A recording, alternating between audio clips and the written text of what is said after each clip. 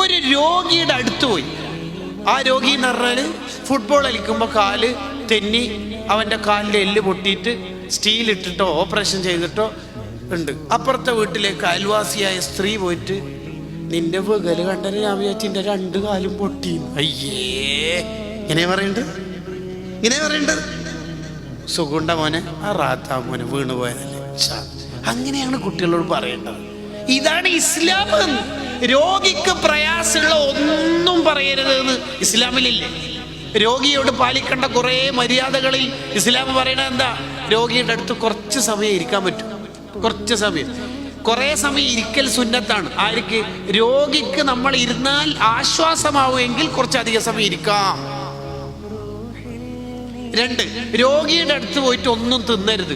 ചില ആൾ 1 കിലോ മുന്തിരി വാങ്ങിയിട്ട് അവിടെ പോയിട്ട് 3/4 കിലോ തിന്നിട്ട് 1/4 കിലോ അയാൾക്ക് ബാക്കി വെച്ചിട്ട് വരുന്നതാണ്. ഭയങ്കരല്ല? വേറെ എവിടെ സ്ഥലം കിട്ടിയിട്ടുണ്ടാവില്ല അല്ലെ? ഹോസ്പിറ്റലിൽ വല്ല ബെഡ് കിട്ടുമല്ല. അങ്ങനെയല്ല. 3ാമത്തേതാണ് ഈ പറയുന്നത്, രോഗിക്ക് പ്രയാസം തോന്നുന്നു ഒന്നും പറയരുത്. ആജിക്ക നിങ്ങൾ 2-3 ദിവസമായിട്ട് ഹോസ്പിറ്റലിലായോണ്ട് ബിസിനസ് എല്ലാം മൊത്തം ഡള്ളാണ്. ഇപ്പം അയാൾ എന്നെ ഡള്ളാളാൻ സാധ്യതയുണ്ട്. പറയരുത്. ഇസ്ലാമിന്റെ സൗന്ദര്യം നമ്മളൊന്ന് പഠിക്കണം. രോഗിയോട് പാലിക്കേണ്ട അദബ് മാത്രം വിശദീകരിച്ച് ഇബ്നു ഹജർ റഹിമഹുള്ളാഹ് ഒരു ഗ്രന്ഥമുണ്ട്.